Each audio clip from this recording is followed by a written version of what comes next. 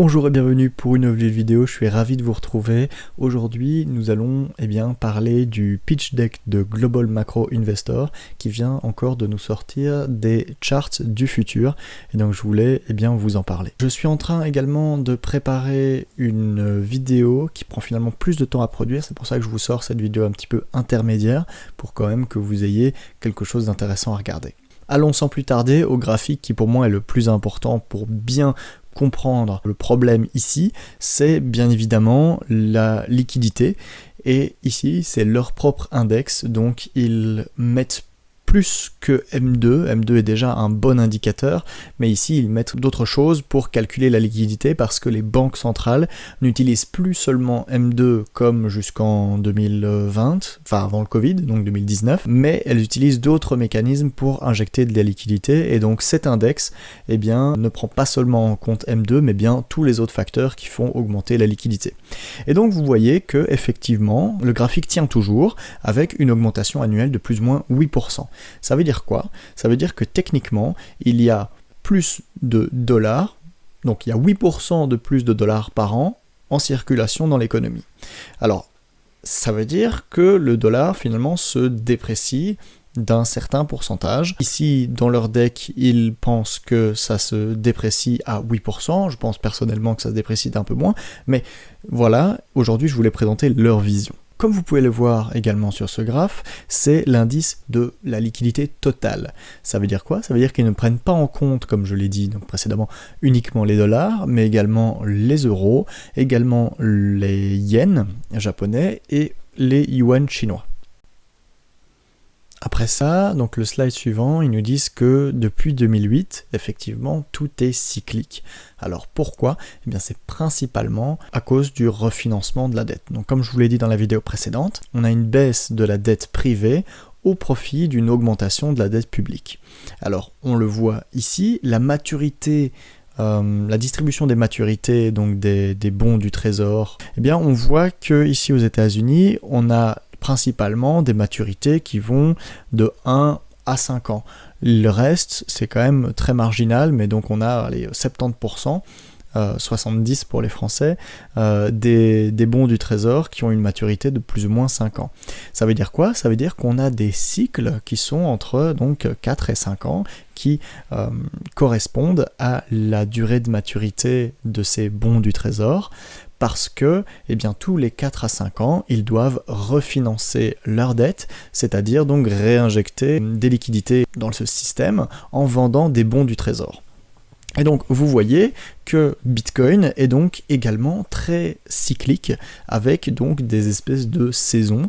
Donc vous le voyez en vert, on va commencer par là avec le printemps, avec donc un adoucissement économique, donc vous le voyez ici et là, suivi d'une période d'été qui est généralement une très très bonne période pour détenir effectivement ici du Bitcoin, mais vous allez le voir que ça marche finalement pour le marché action également. Et vous avez l'automne qui généralement est la meilleure période avec cette période d'accélération en termes de rendement tout simplement, suivie d'une période hivernale donc avec la baisse du Bitcoin pour le coup, mais également donc comme je l'ai dit des marchés actions. Et donc vous voyez qu'on est donc en plein milieu de l'automne. Ensuite, il convient d'analyser donc le business cycle, donc le cycle économique des entreprises, avec l'ISM. Alors, l'ISM, c'est quoi? C'est l'indice manufacturier, c'est l'enquête manufacturière aux États-Unis, c'est-à-dire qu'ils posent un certain nombre de questions aux entreprises, ensuite ils en font un certain chiffre, ils essayent de le combiner en un chiffre, qui nous donne donc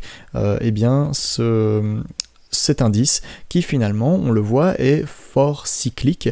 Ici, vous voyez que la courbe rouge, c'est un cycle de 4 ans, justement comme on l'avait expliqué, qui correspondait jusqu'à maintenant au cycle de Bitcoin. Vous voyez qu'il y a eu un petit souci ici depuis le dernier cycle, donc ici nous avions bien évidemment le Covid, mais on a eu un problème ici, et alors ils se sont posé la question de pourquoi est-ce qu'il y avait cette dérive. Et donc ils ont essayé de regarder. Ce qu'ils ont vu, c'est que les cycles là depuis ce moment-ci, ne sont plus sur une sinusoïdale de 4 ans, mais bien de 5,4 ans. Alors pourquoi ? Eh bien ils expliquent ça par le Covid, où ils ont dû vraiment emprunter énormément, et donc ils ont augmenté la duration des bons du trésor américain, ce qui fait que le cycle a changé. Ce n'est plus des cycles de 4 ans que nous avions connus depuis 2008, mais bien des cycles de 5,4 ans. Prochain graphique, donc, ils se sont également penchés sur le fait de regarder leur index de liquidité, mais en pourcentage, donc le pourcentage de variation d'une année à l'autre. Ce qu'ils se sont rendus compte, c'est que c'était quand même relativement cyclique, et donc ils se sont dit, mais si on regardait par rapport au cycle, au business cycle, donc au cycle manufacturier, ce qu'ils ont remarqué, c'est que le cycle manufacturier, en fait, suivait relativement bien en tendance. Vous voyez qu'il y a quand même des écarts de temps en temps, mais en tout cas la tendance indique que leur index de liquidité peut prédire, vous le voyez, avec 6 mois de lead, ça veut dire que finalement le graphique rouge est décalé de 6 mois, donc il est 6 mois dans le futur, si vous voulez, et donc que ça prend 6 mois à la liquidité, selon ce graphique, pour entrer dans l'économie et pour avoir un impact sur le cycle business. Et donc vous voyez que ça suit quand même relativement pas mal. Ensuite, ils se sont penchés sur toujours leur indice, ici en noir, et donc alors qu'avant c'était en rouge, voilà. Ici c'est leur indice qui n'est plus décalé, ici il était décalé de 6 mois, ici en noir qui n'est plus décalé de 6 mois, donc c'est le premier graphe, c'est celui-ci, avec leur indice de financial condition. Et donc c'est un indice que eux ont, qui est donc propriétaire, on ne connaît pas exactement ce qu'ils ont dedans, mais on voit que leur indice prédit la liquidité 3 mois en avance. C'est-à-dire que leur job à eux, c'est donc d'être dans le futur, et ils ont un indice qui peut prédire la liquidité 3 mois en avance, et la liquidité elle-même peut prédire 6 mois en avance le business cycle. Ce que ça veut dire, ce qu'ils sont en train de nous dire ici, c'est qu'ils ont un indice qui permet de pouvoir, avec une certaine probabilité et une certitude, prévoir en fait le business cycle. Et ça, c'est quand même très fort de leur part, je dois l'admettre. C'est donc exactement ce que ce graphe ici nous montre. Leur Financial Condition Index, donc leur indice à eux, est donc 9 mois dans le futur, puisqu'il prédit à 3 mois la tendance de liquidité. Vous le voyez bien, ce n'est pas exact, mais il prédit en tout cas la tendance.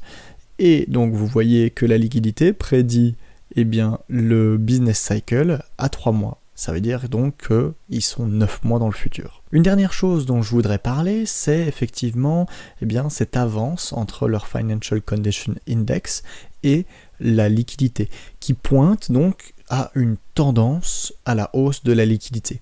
Mais alors vous pouvez vous dire, et c'est là le plus important pour vous, à quoi ça sert de savoir ça ? Je vais vous le montrer maintenant. Au final, ça nous montre que les indicateurs, donc les indices, que ce soit ici le bleu, leur indice propriétaire ou leur autre indice propriétaire, mais de la liquidité totale, ça nous indique la tendance à la hausse du cycle business qui a été retardé donc par l'augmentation de maturité des bons du trésor. C'est super important parce que ça veut dire que nous allons recommencer un cycle business à la hausse et donc pas vraiment une récession. À noter également que ici il se base sur des indices totaux, comme vous le voyez. Ici, c'est Total Liquidity, donc ça ne veut pas dire qu'il n'y aura pas, une récession en France ou une récession même en Chine, mais c'est au total dans le monde, le business cycle va commencer à réaccélérer. Alors, tout ce travail de recherche et de prédiction pour en arriver ici. Vous voyez que leur indice de Total Liquidity est effectivement énormément corrélé au marché action. Ici, ils ont pris le Nasdaq parce que c'est l'indice technologique par excellence. Et donc, vous voyez qu'en variation, donc je parle ici de corrélation, je ne parle pas forcément, justement d'une corrélation exacte, parce qu'il y a quand même des choses qui impactent les marchés actions autres que la liquidité, on s'en doute bien. Mais vous voyez qu'en tendance, on y est. Quand la liquidité augmente, eh bien le Nasdaq a tendance à augmenter. Et donc, Bitcoin également. Bitcoin étant moins mature, plus jeune dans sa création, eh bien, a des variations beaucoup plus exponentielles en phase d'augmentation de liquidité, sauf durant le Covid ici où le cycle a été un petit peu tronqué donc par cette pandémie, mais vous voyez que en tendance, eh bien, la liquidité peut prédire les mouvements du Nasdaq et de Bitcoin. Pour ceux qui ont encore des doutes, ou alors pour que ce soit encore plus visuel, ce qu'ils ont été amenés à faire, c'est effectivement faire une corrélation, tout simplement. Et donc vous voyez l'index total de liquidité par rapport au Nasdaq, et donc vous voyez que la corrélation, donc ici le R carré, est de 95,7%. Donc ça veut dire quoi? Ça veut dire que la liquidité à elle seule, donc le facteur liquidité, eh bien, explique 95,7% des variations du Nasdaq.